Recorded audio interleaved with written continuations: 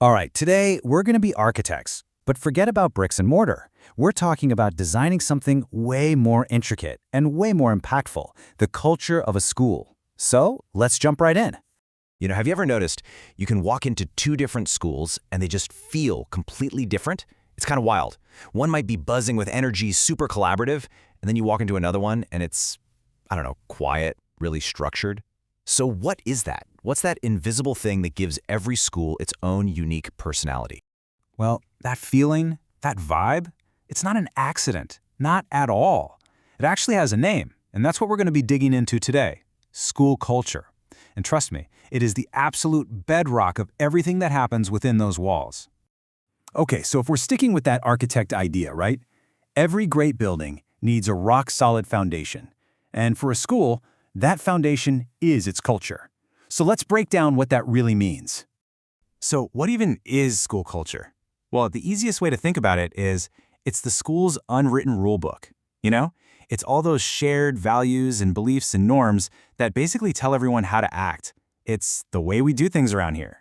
And this culture is really put together from two main building blocks. First, you've got the values. These are the big ideas, the core principles that everyone agrees are important, things like respect or excellence. Then you have the shared norms, and that's just the values in action, the expected everyday behaviors, like being on time or working together on projects. And what's really interesting is that there's this clear chain reaction. You combine the values and the norms, and boom, you get the culture. That culture then directly influences how people feel and behave, which in the end is what shapes the performance of the entire school. It's a really powerful and direct formula. And look, this isn't just some theory. When a school gets its culture right, the results are totally tangible. A really positive culture leads to way more student engagement, better teacher collaboration, and, you guessed it, a big boost in overall performance. It's literally the engine for success. So if those results are what we're aiming for, how does a school actually get there? Well, it all comes back to the designer, the leaders. They're the architects, and they have different blueprints they can follow. So let's look at 3 distinct leadership styles they use to build that culture. First up, the transformational leader. Think of this person as the visionary architect.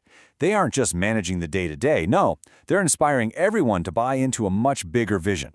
Like, imagine a principal who gets the entire staff fired up about a bold new reading program. The goal here is innovation and deep commitment. Next, we have the transactional leader. Now, this architect is all about precision and process. They build with clear rules, well-defined structures, and a system of rewards and consequences to make short tasks get completed efficiently. This is the leader who guarantees the buses run on time and grades are in by the deadline. It's all about creating order. And our third blueprint is distributed leadership. In this model, there isn't just one architect. The responsibility for designing and building is shared across the team. So you might have a committee of experienced teachers, not just the principal, making key decisions about the curriculum. This style is all about fostering collaboration and empowerment. Okay, so we've got a visionary, a manager, and a collaborator. 3 really different approaches, right? So how do they actually stack up against each other? Let's put them side by side. Yeah, this table makes it super clear. You can see the transformational style is all about inspiring commitment to achieve innovation and growth. Then the transactional style is laser-focused on rules and monitoring to get things done efficiently. And finally, the distributed style centers on that idea of shared responsibility to build a culture of collaboration.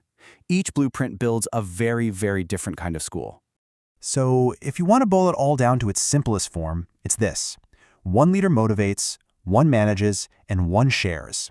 That's the core difference right there. Okay, so let's bring this all home. We've looked at the foundation, we've looked at the blueprints, so what's the big takeaway from all this?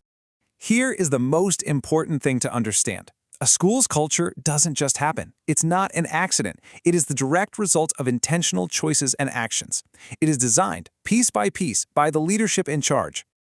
A school's culture is the foundation. A leader's style is the blueprint.